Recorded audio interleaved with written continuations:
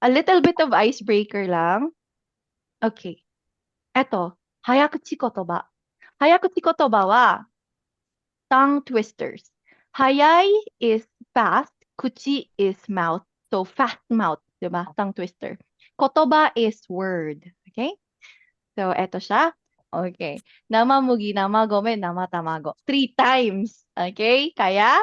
So nama is raw. Mugi is wheat. So raw wheat. And then gome is actually from the word kome, which is rice. And sinama siya dun sa word na nama, naging nama gome, which is raw na rice, hindi luto. And then nama tamago. Tamago is egg. Okay? Okay? Sige. Practice muna. 1, 2, 3, go. Tatlong beses. Namagome, namatamago. Namamugi, namagome, Namamugi, namagome, Namamugi, namatam. Namamugi, Namamugi, namagome,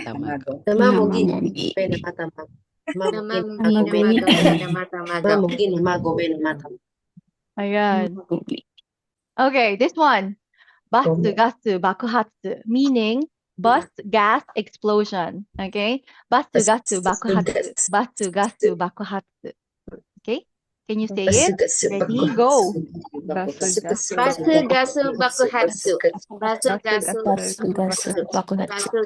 Bakuhatsu.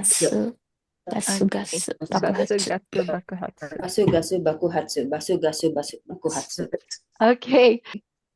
All right. So this one, nakikita niyo po ba itong writing dito sa left side? This is kanji and hiragana together. Okay?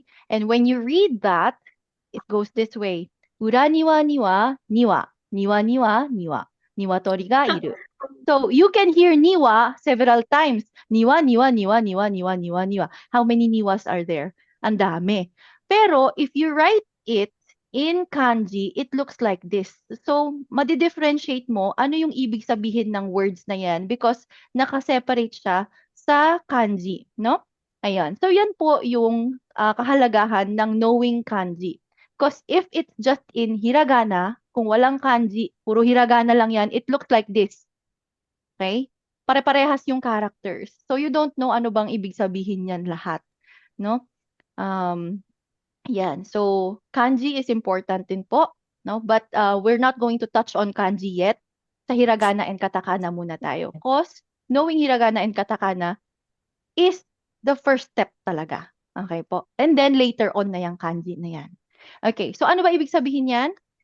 Uraniwa is backyard. So, in the backyard, uraniwa, niwa is, yung niwa is in the. So, uraniwa, niwa, in the backyard, niwa.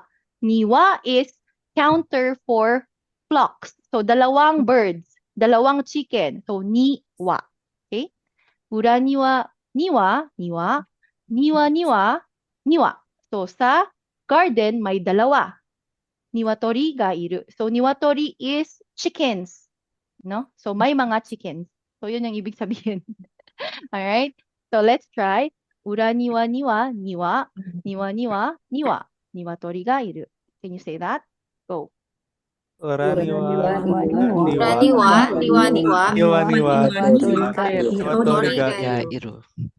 Okay, one more time. Niwatori ga iru. Yan. Ura niwa niwa, niwa, niwa niwa, niwa, niwatori ga iru. Okay. So, ayun. Ang gusto ko lang pong iparating sa inyo dito sa tongue twister na to, is yung importance of knowing kanji and also knowing hiragana. Okay? Ayan.